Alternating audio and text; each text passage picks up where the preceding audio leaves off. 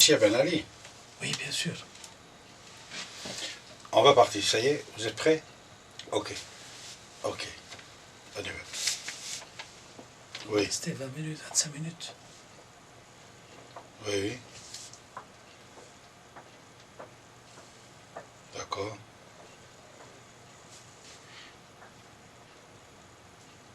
D'accord. Ok.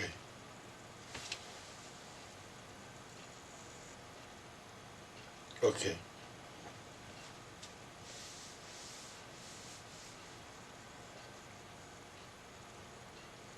D'accord. Au revoir.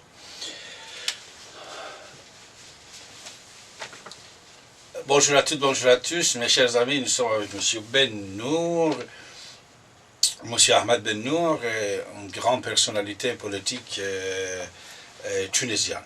M. Ben Nour, bonjour. Bonjour, monsieur. Bonsoir. Bonsoir. Comment allez-vous? Comment ça va?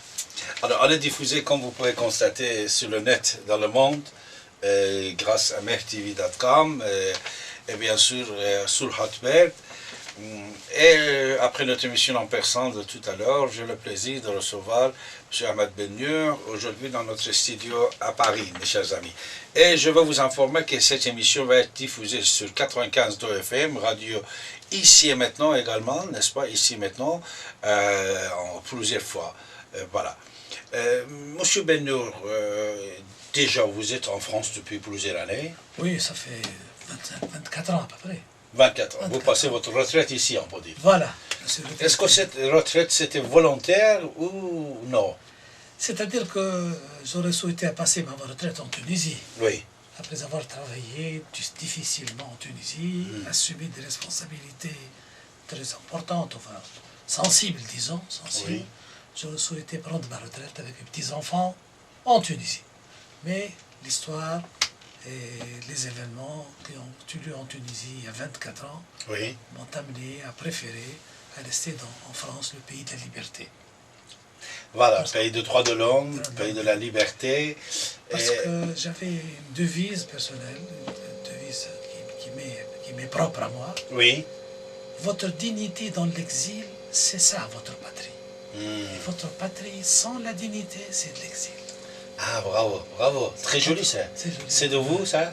Enfin, c'est de mon moi, je l'ai aménagé, je l'ai entendu. Ah. Je l'ai aménagé. Votre dignité dans l'exil, c'est votre patrie. Hmm. Mhm. Et votre patrie sans la dignité, c'est de l'exil. Bravo, très joli. Si j'étais rentré, je n'aurais pas trouvé de dignité. Donc, D'accord, ma patrie, c'est là où je trouve ma dignité, c'est en France. bravo. Bon, je remercie beaucoup les autorités françaises de m'avoir facilité mon séjour et de m'avoir accepté, d'avoir eu la gentillesse de m'offrir leur hospitalité. Et ça, je serai redevable toute ma vie à l'égard des autorités françaises. Bravo. Et moi, vous, ça fait 24 ans que vous êtes en France, mais je crois que moi, je vous connais depuis 20 ans. 20 ans, 20 on se ans, connaît, 21, 22 ans même. oui, oui. Je vous connais. Une personnalité pleine de charme et sagesse et de culture. Et culture. Et surtout, quand je parle avec des Tunisiens que je les connais, ils ont beaucoup de respect pour vous. C'est-à-dire, c'est vrai que avec Bourguibé, il n'avait pas beaucoup de, on peut dire, des élèves, des militants, des collaborateurs comme vous. C'est-à-dire, les amis fidèles de Bourguibé, toujours quand on va parler, c'est Ahmed Ben Nour. Ah oui, oui, je sais, vraiment, il m'a donné sa confiance. Oui. J'ai assumé des responsabilités importantes avec lui. J'étais gouverneur, j'étais responsable des services de sécurité, j'avais la responsabilité de sa sécurité personnelle. Ah, personnel. Aussi.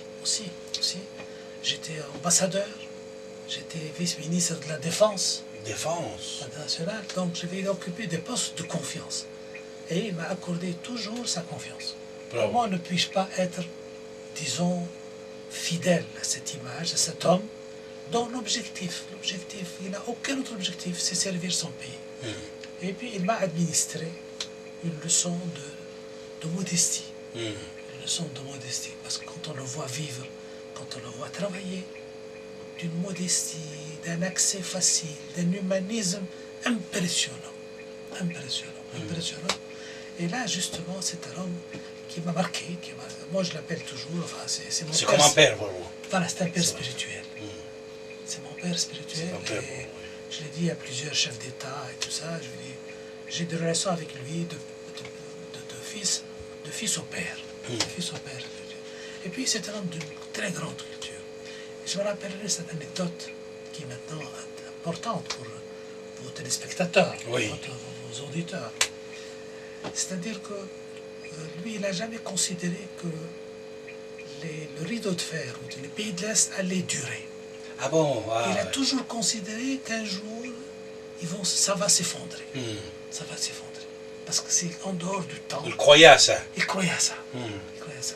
Et un jour, on a reçu le vice-ministre soviétique. C'était qui? C'était l'amiral Gorchkov. D'accord. L'amiral Gorchkov, qui était vice-ministre de la Défense et chef d'état-major de la marine. C'est un spécialiste des droits de la mer, du droit de la mer. Et il était content, M. Gorchkov, de rencontrer Bourguiba. Et alors Bourguiba, il y avait le traducteur. J'étais présent, il y avait l'ambassadeur de l'Union soviétique. Il me dit, Monsieur le Président, je vous transmets les amitiés de votre grand ami, le camarade de Brejnev. Il lui a dit, d'abord, c'est pas mon ami. Il a dit ça. Il a dit ça. Je ne l'ai jamais rencontré. Bon, il lui a dit, il a voulu faire un peu d'esprit, M.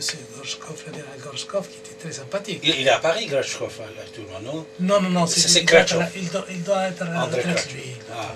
Ça, c'était l'année 77. Ah, d'accord, 70. 77. C'est Donc- Kratchov, c'était à l'époque de Gorbatchev. Ah, Gorbatchev. Non, ça, c'est à l'époque Je de le connais, Brejnev. Et c'est lui qui a pris la marine, après la Deuxième Guerre mondiale, qui l'a reconstruite. Et qui a fait sortir les bateaux soviétiques des mers froides vers les mers chaudes, notamment en Méditerranée. C'est lui qui était le père de cette stratégie de pénétration dans les mers chaudes. Bravo. Donc, Ah, il a dit qu'il n'est pas mon ami. Voilà, mon ami. Bon. Et alors, on était un peu... Ça a ajouté un froid dans l'assistance. Et lui, il a continué, l'amiral Gorchkov a continué. À l'époque, chez nous, le mois de mars, il n'y avait pas beaucoup de pluie. Et quand il ne pleut pas en mars, en avril, ça annonce une mauvaise récolte. C'est ça. Et en 77, il n'a pas plu en mars. Et nous étions inquiets pour la récolte de blé. De blé, parce qu'en Tunisie, gouverner, c'est pleuvoir. Gouverner, c'est pleuvoir. Ah, d'accord. Ouais, gouverner, c'est pleuvoir. Et alors, donc l'amiral Gorchkov lui dit, Monsieur le Président, je peux vous assurer que le camarade Brejnev m'a chargé de vous dire qu'il est prêt à coopérer avec vous jusqu'où vous voulez. Mais une chose qu'on ne pourra pas faire pour vous, c'est vous donner la pluie. Et Bourguiba lui a donné cette réponse cinglante. Amiral, je suis très heureux de vous l'entendre dire. Vous me démontrez par là qu'il y a une limite à la force. Tant mieux pour vous, pour nous et pour la paix dans le monde. Ah, bravo. Du coup, l'amiral Gorchkov s'est assis. Il n'a plus dit un mot pendant 5 minutes. Je suis très heureux de vous l'entendre dire. Ça démontre par là qu'il y a une limite à la puissance.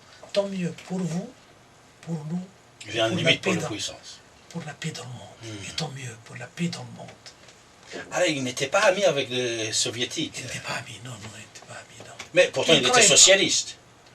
Bourguiba était socialiste. Non, c'était un libéral. Votre parti très libéral. socialiste, c'était quoi? Vous étiez lié dans le parti socialiste tunisien? On a appelé socialiste, mais c'était Bourguiba malgré lui. C'était parti de Bourguiba, quand même. Bourguiba, oui, mais on l'a parce que Bourguiba, c'est un libéral.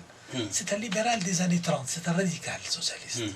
C'est pas le socialisme, le socialiste marxiste, pas du tout. Il est contre tout ça. Mais à l'époque, si vous vous rappelez, les années 60, quand il a adopté la planification et l'économie socialiste, tous les pays étaient socialistes.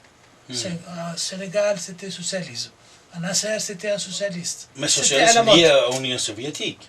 Ah non, lui, il n'était pas lié. Lui, il n'était pas lié. Pas du tout. Mais il a dit ça. On avait des rapports de respect mutuel, de coopération, mais on n'avait pas de liens très chaleureux.